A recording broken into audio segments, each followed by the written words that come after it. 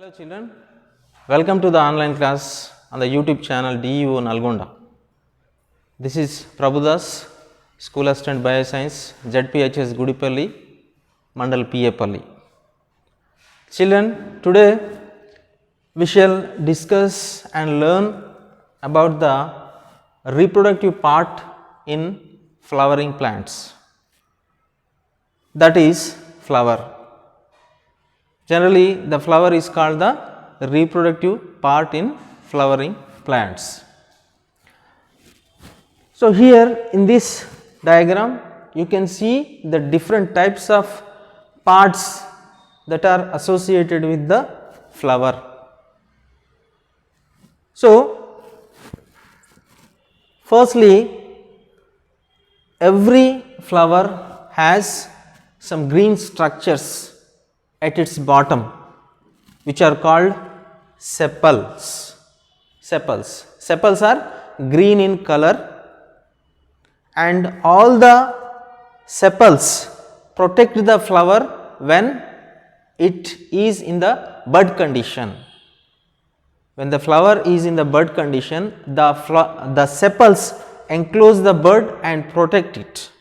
So, the primary function of the sepals is to protect the flower during its bud condition. And secondly, we have brilliantly or brightly colored structures called petals. The beauty of the flower is attributed to the presence of petals. So, petals are of different colors, they are brilliantly colored.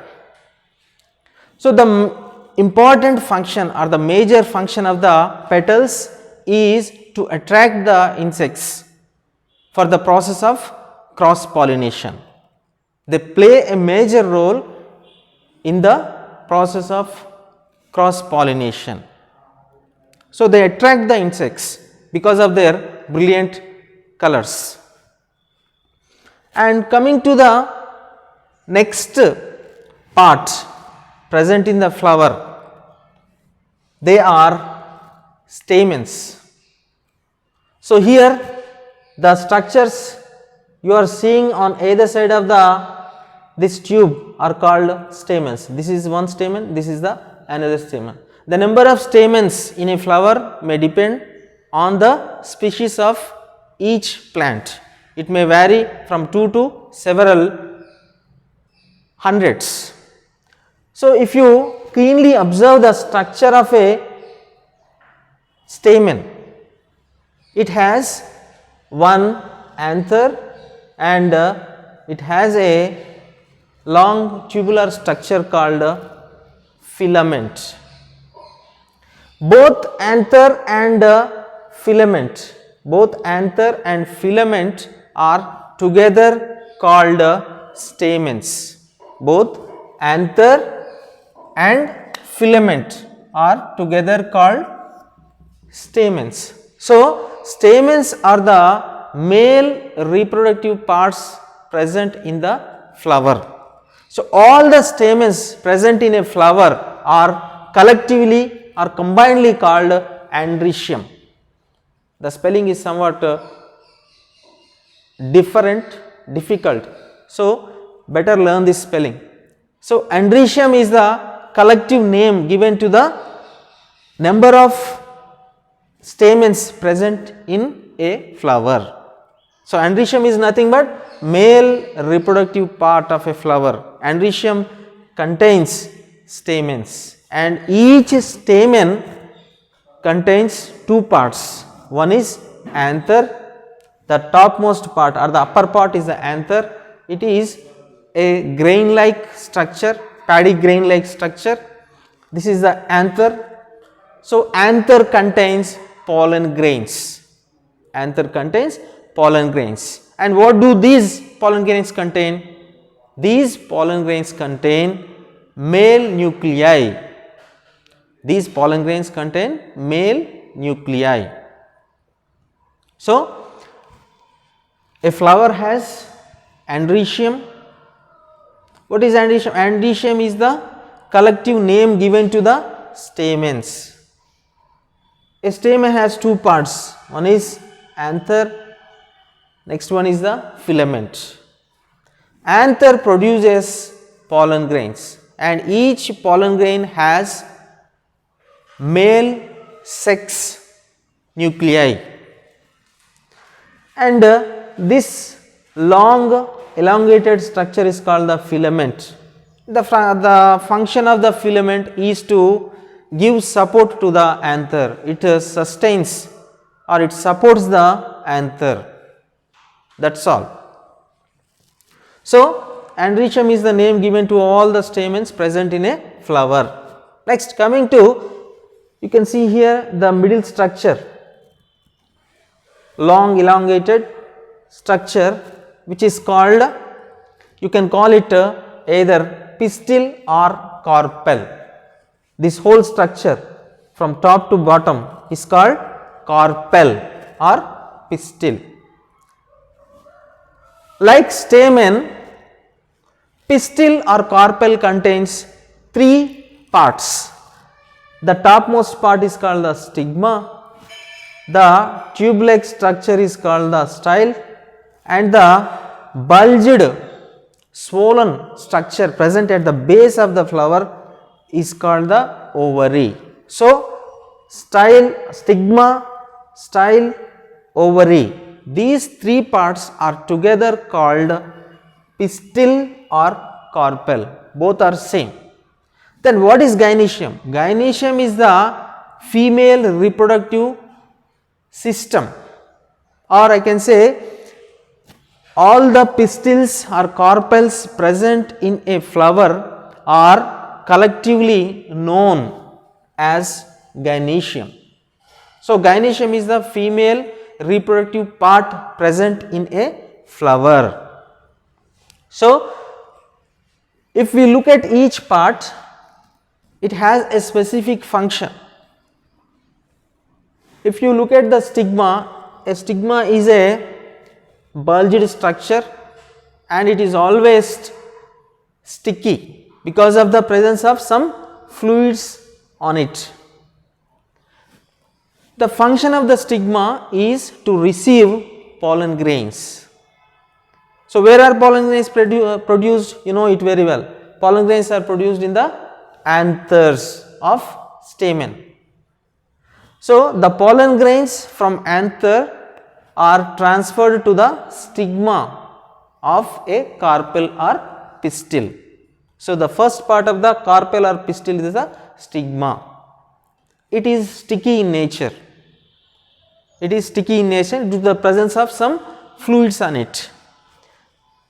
And second part is a tube-like structure. It is tubular. The tube-like structure is called style. The tube-like structure is called style. And what is the function of this style? It helps in the passage of pollen tube during fertilization, during pollination. So, when pollen grains fall on the stigma, they germinate and develop a long tube. That long tube is called pollen tube. So, the pollen tube travels along the style and reaches the ovary. So, that is the function of the style. Style carries the pollen tube to the ovary, and the last part is the ovary. Though it is last, it is the most vital or most important part in the gynoecium or pistil. So, ovary contains ovules. Ovary contains ovules and each ovule contains an egg sac. Okay. It is nothing but female gametophyte. Okay. So, ovary contains ovules. Ovary contains ovules. So, these are the different parts present in the flower. So, they are, the green structures are called sepals, the colorful structures are called petals. The petals are of different colors, they may be white, purple, red, orange, every color, they are present in different colors. So, the major function of the petals is to attract the insects during the pollination. And what is the function of the sepals? The green structures present at the bottom or base of the flower. The sepals protect the flower during its bud condition. When the flower was in the bud condition, the sepals enclose or overlap the bud and protect it. So, the important function of the sepals is to protect the flower in its bud condition. And petals attract the insects during the process of pollination. They are very important for pollination. So, without petals, pollination may not properly take place. So, the function of the petals is to attract the insects.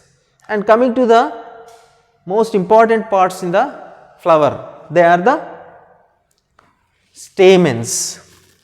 All the stamens present in a flower are together or collectively called androecium. Androecium is the name given to the stamens present in a flower. So, androecium is nothing but the male reproductive system. So, androecium contains stamens, and each stamen has two parts. One is anther, the other one is the filament. So, anther is the bulged structure present here, and this anther produces pollen grains, and each pollen grain has two male nuclei, or I can simply say that each pollen grain contains male nuclei. And the structure here at the base of the anther is the filament. The function of the filament is to give support to the anther. That is it. And coming to the fourth important part in the flower is gynoecium. Gynoecium. What does the gynoecium contain? Gynoecium contains carpels or pistils. Gynoecium contains carpels or pistils, and each carpel or each pistil is divided into three parts. They are stigma and style. Last one is the ovary. The first part is the stigma, the second part is the style, the third most important part is the ovary, and each part has a specific function. The stigma receives the pollen grains during pollination. The stigma is sticky in nature due to the presence of some fluids spread over it. So, it receives the pollen grains during the pollination. That is the function of stigma. And this is the style. The tube-like structure present below the stigma is the style. It is a tube-like structure. The style carries the pollen tube after pollination. So, when pollen grains fall on the stigma, they germinate like seeds. You know, seeds germinate when they are placed in the soil. Like that, when pollen grains fall on the stigma, due to the sticky nature of the stigma, they germinate and develop pollen tubes. So, the pollen tubes of pollen grains travel along the length of the style. So, the style connects stigma and ovary. The style connects the stigma and ovary. So, the pollen tube travels all the way through the stigma and reach the ovary Simply remember, style is a tube-like structure. Next, the third part is the ovary. It is the most important part because it contains female sex cells. They are ovules. So, ovary is present at the bottom or at the base of the flower. It is swollen or bulged structure. It contains ovules. Okay. So, ovary contains ovules, that is it. So, a flower has 4 important parts: sepals, petals, stamens. Then what is the difference between androecium and stamens? The collective name given to the stamens is the androecium. Androecium is a male reproductive part of a flower. It contains stamens. And gynoecium. Gynoecium is the collective name given to the pistils or carpels present in a flower. Gynoecium is the female reproductive part of a flower. As you know well, sepals are green structures. They help in the protection of flower during its bud condition, and petals are the colorful structures which help in the pollination, the process of pollination. And in this topic you will come across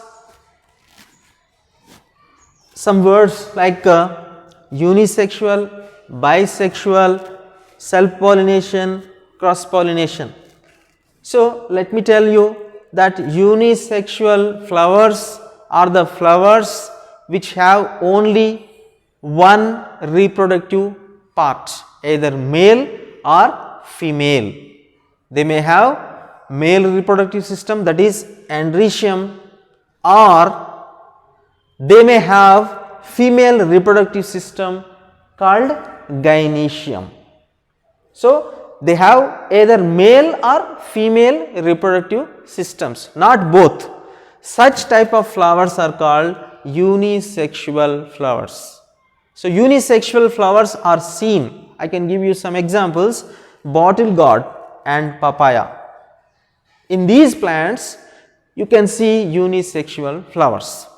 So, unisexual flowers are of 2 types: male flowers and female flowers. If androecium is present in the flowers, such flowers are called male flowers or staminate flowers. Or if only gynoecium is present in the flowers, such flowers are called female flowers or carpellate flowers. I write the words here: staminate flowers and carpellate flowers. Staminate flowers are the male flowers. Staminate flowers are the male flowers, and carpellate flowers are the female flowers. Staminate flowers are the male flowers because they contain stamens. Carpellate flowers are the female flowers because they contain carpels. You know, carpels are the female reproductive parts, and stamens are the male reproductive parts. So, the other name given to the male flower is staminate flower, and the name given to the female flower is the carpellate flower. So, when you closely examine these flowers, you can easily say that either male reproductive system or female reproductive system is missing. So, you can see only 3 parts: sepals, petals, either androecium or gynoecium.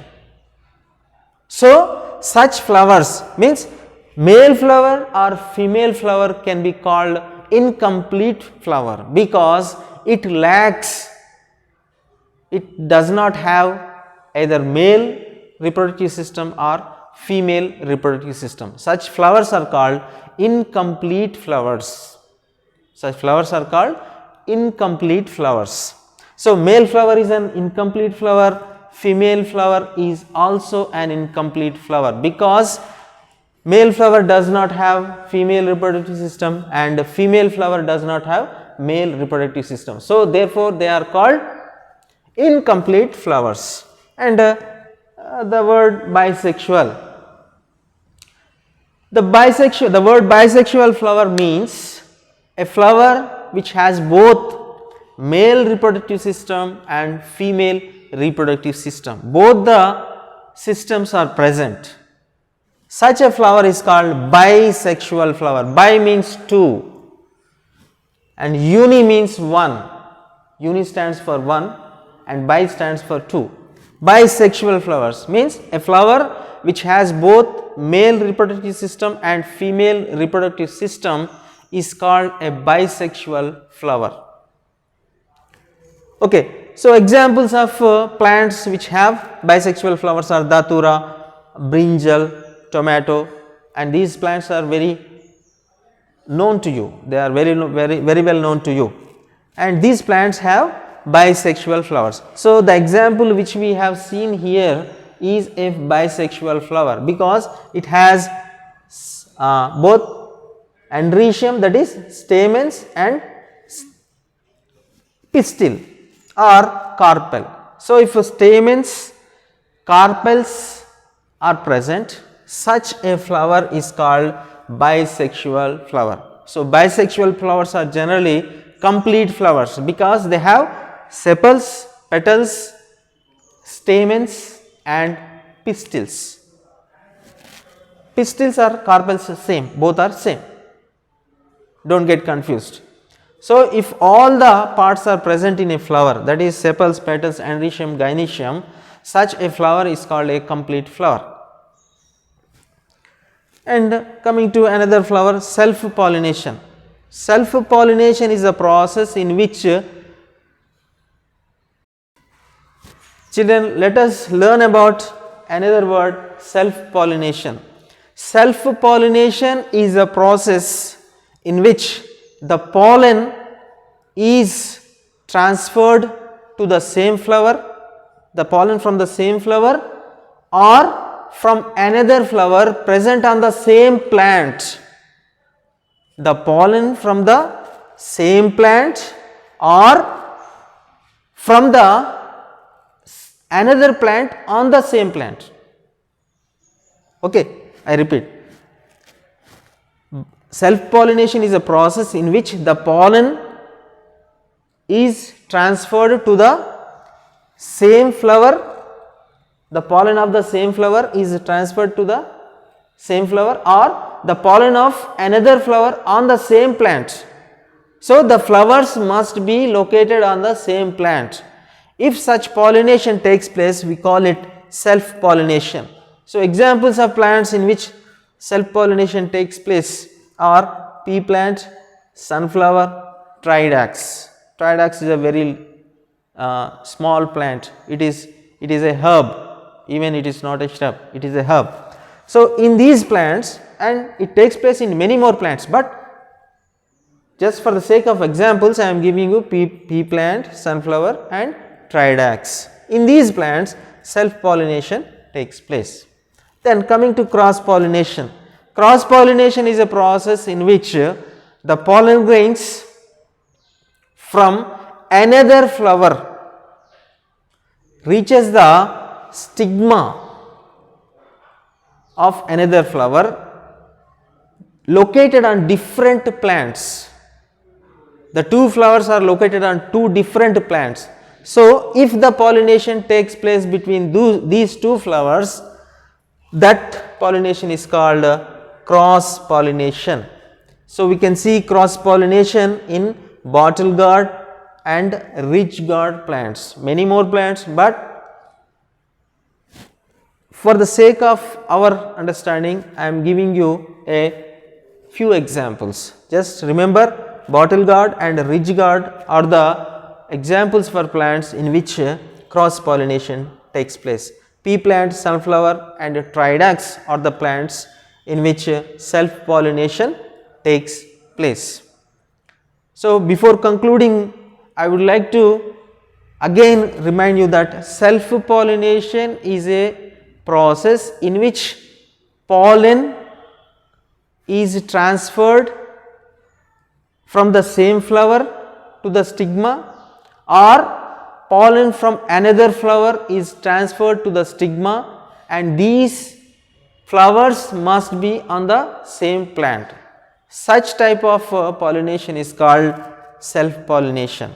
And cross pollination is a process in which pollen or pollen grains from one flower are transferred to the stigma of another flower, and these flowers must be located on two different plants.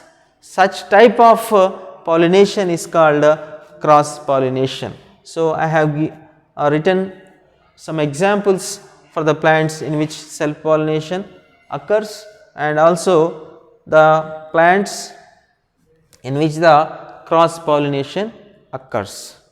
I hope you understood well, children.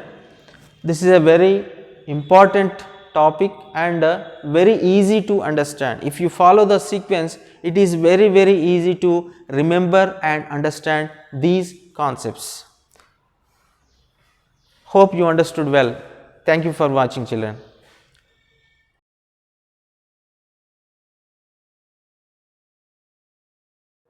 Hello children, welcome to the online class on YouTube channel DUO Nalgonda. Yesterday we have seen the sexual reproduction in plants. We have seen the process of sexual reproduction in plants. Today we shall learn about the structure of ovule. As you know well that ovules are present in the ovary, and you know very well that ovary is a part of the carpel. Ovary is a female reproductive system in flowering plants. Yesterday I told you, in the previous class I told you that the female reproductive system consists of three parts. They are stigma, style and ovary. The most important part is the ovary. The bulged structure present at the base of the flower is called the ovary, and the ovary contains ovules.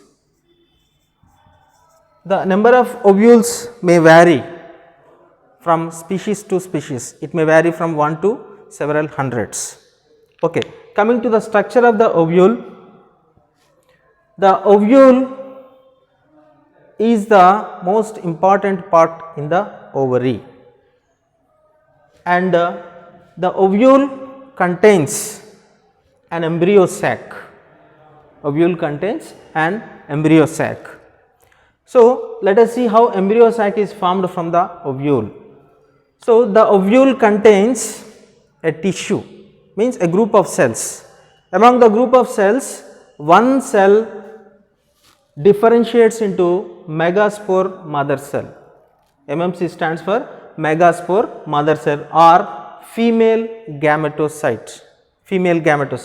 This megaspore mother cell, it undergoes reduction division, that is meiosis, and produces 4 nuclei.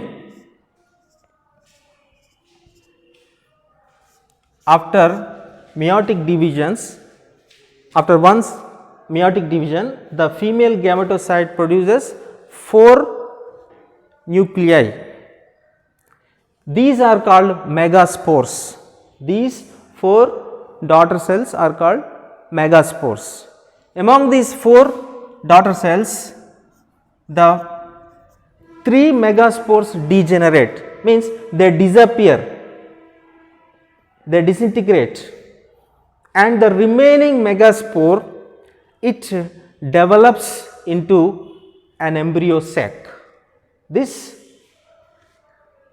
remaining cell, it develops into an embryo sac, and it is haploid in nature, means the number of chromosomes is half. This haploid megaspore, it undergoes 3 mitotic divisions and produces 8 cells. After, you know very well that after mitosis, the mother cell divides and gives 2 daughter cells. So, after 3 mitotic divisions continuously, the single megaspore develops or produces 8 haploid cells, and these haploid cells in the embryo sac, they move to the opposite poles. These 2 extreme sides of the ovule are called poles, and the two groups and 8 cells, 8 daughter cells are divided into 2 groups, 4 move to the upper end and the 4 move to the lower end. And among the 4 daughter cells from each end, 2 cells move to the center and merge with each other, resulting in the formation of central nucleus. Central nucleus. So, watch carefully that in the central nucleus the cytoplasm of the cells unite, but the nuclei remain separate. The nuclei remain separate. So, the name of the nuclei present in the central central cell is the polar nuclei. Sorry, this is central cell. Yes, the 2 nuclei present in the central cell are called polar nuclei. And coming to the remaining 6 cells, 3 cells are near the micropylar end. This end is called micropylar end. Micropylar end. And among these 3 cells, the central cell or the cell present in the center is called the egg cell. The central cell among these 3 cells is called the egg cells, and the remaining 2 cells are called synergids. The remaining 2 cells which are present on either side of the egg cell are called synergids. So, I remind, the 3 cells which are present near the micropylar end are named egg cell, the middle cell is called the egg cell, the extreme 2 cells are called the synergids. The cells which are on either side of the egg cell are called the synergids. And coming to the other 3 cells, the 3 cells that are at the opposite end of the micropyle are called antipodal cells, or simply antipodals. So, the embryo sac, now it consists of 7 cells. You can count the number of cells, 1, 2, 3, 4, 5, 6, 7. Cells are 7, but the nuclei are 8. Here also you can count the number of nuclei, 1, 2, 3, 4, 5, 6, 7, 8. Nuclei are 8, cells are 7. So, we can describe this embryo sac as 7 celled 8 nucleated structure. 7 celled 8 nucleated structure. So, now we can clearly see that 7 cells are present in the embryos. This whole structure is called the embryo sac. We know that embryo sac is present inside the ovule. Embryo sac is present inside the ovule. So, this is the complete structure of the embryo sac. Now, let us see how the pollination takes place. In the previous or earlier class, I have told you that pollination may occur, it may be self pollination or it may be cross pollination. Self pollination occurs when pollen grains of the same flower or the pollen grains from another flower present on the same plant, they fertilize, or if they reach to the stigma of another flower on the same plant, the 2 flowers are, they must be on the same plant. Such type of pollination is called self pollination, and another type of pollination is cross pollination. In that, the pollen grains from another flower which is on the next plant or which is on the other plant may reach the stigma of the another plant. This type of pollination is called cross pollination. Whatever the pollination may be, whether it is self pollination or cross pollination, it results in the fertilization. After pollination, fertilization results. So, let us see how the fertilization takes place? We know that the pollen grains are formed in the anthers, that is anthers are part of the androecium or the male reproductive system. So, the pollen grains when they reach the stigma, this part is called the stigma, as you know well, as I told in the previous class. When the pollen grain reaches the stigma, it germinates, means it develops a tube. It develops a tube, and this tube is called pollen tube. This tube is called pollen tube.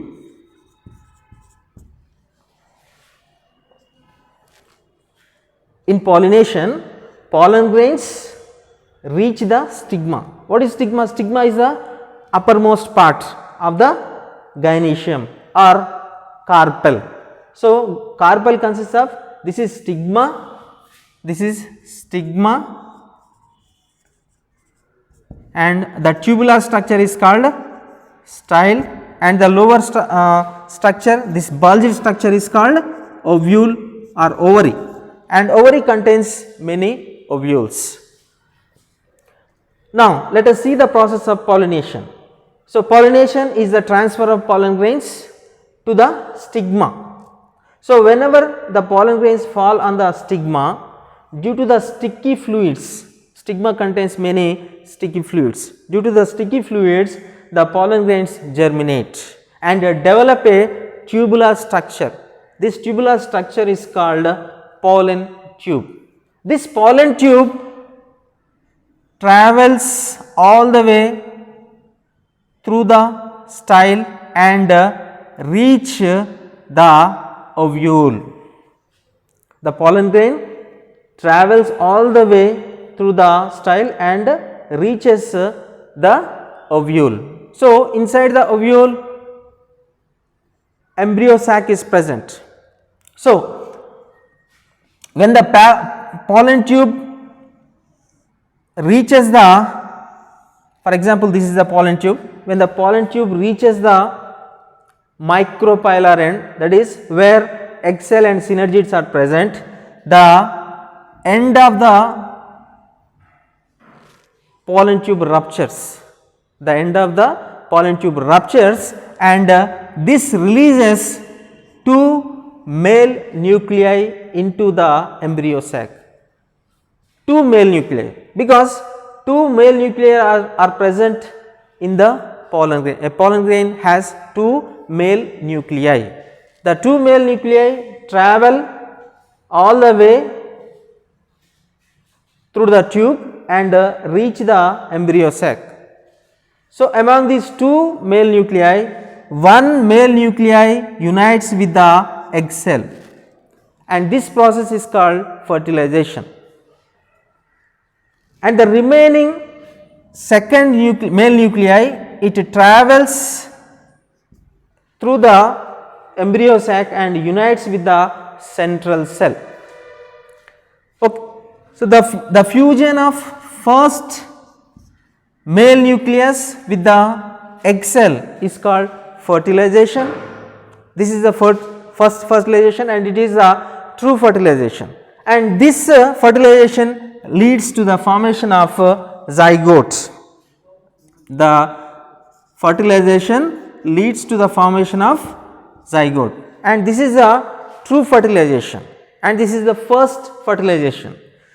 Why I am calling first fertilization means, in flowering plants two types of fertilizations takes place in the embryo sac. The first fertilization takes place between the first male nuclei and the egg cell.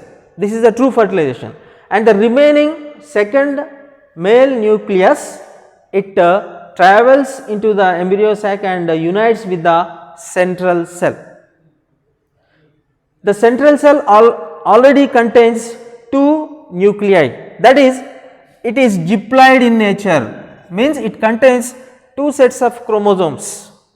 It is diploid in nature, and the male nuclei with haploid number of cells, with half number of cells, chromosomes, that is n, it combines with the central cell. So, n plus 2n gives 3n.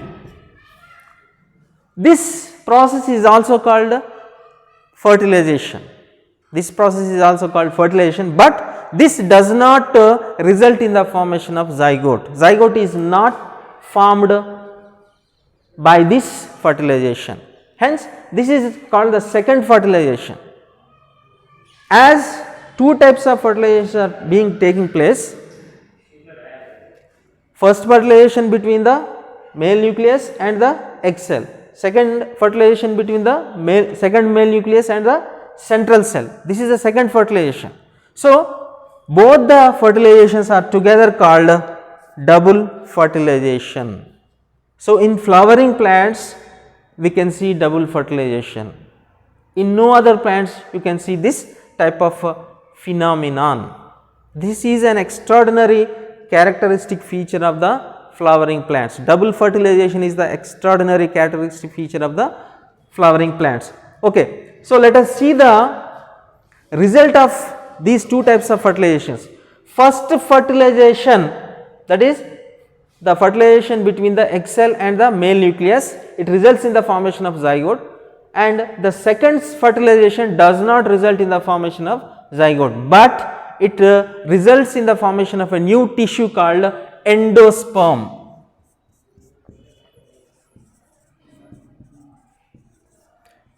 It results in the formation of a tissue called endosperm. Endosperm is a group of cells, I am calling it tissue, and this contains many reserve food materials which are used by the zygote, which develops into embryo and embryonic plant in the future. So, endosperm serves as a reserve food material for the zygotes, embryo and embryonic plants. Okay, endosperm is nothing but it is a tissue. It is a tissue. So, like this, in the embryo sac, two types of fertilizations will take place.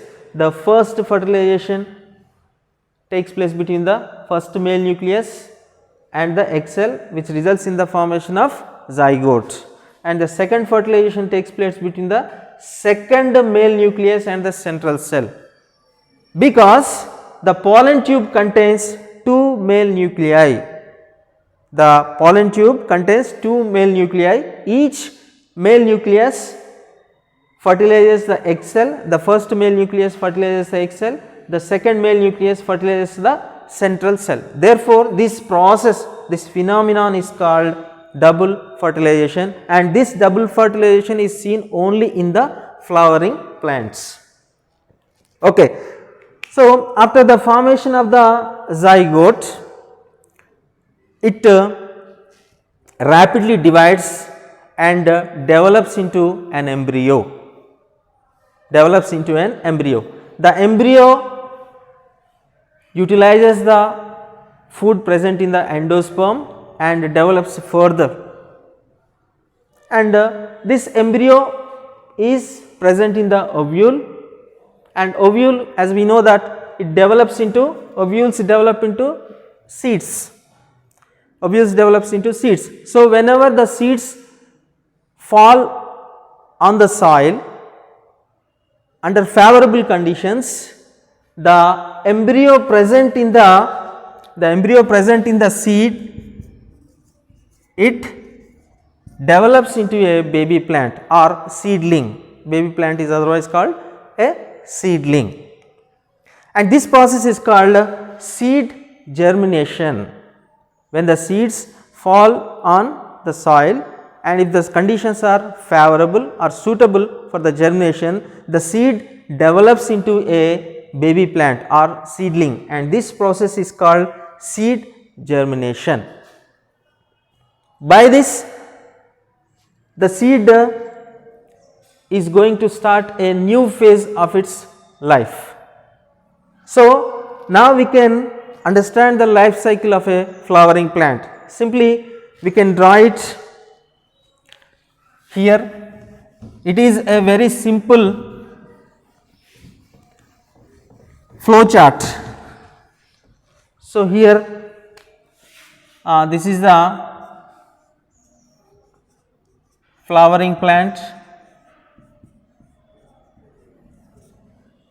and in the flowering plant, flower is the reproductive unit. It helps in the process of reproduction. Okay. So, in the flowering plant, two types of reproductive parts are present. One is androecium, the other one is the gynoecium. Like I told you in the earlier classes, a flower has two types of reproductive parts, androecium and gynoecium. Androecium produces pollen grains, gynoecium produces ovules, and these ovules in turn contain embryo sacs, right. So, the pollen grains and the ovules unite, resulting in the fertilization, and this fertilization results in the formation of a zygote, and this zygote, it develops into embryo, and this embryo is present inside the seed, and we know that the seeds are contained in the fruits.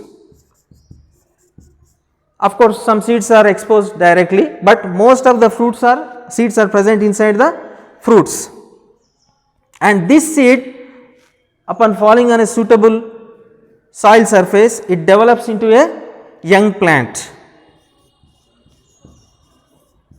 and this young plant after some time develops into a complete flowering plant. Thank you children for listening this class. Thank you all.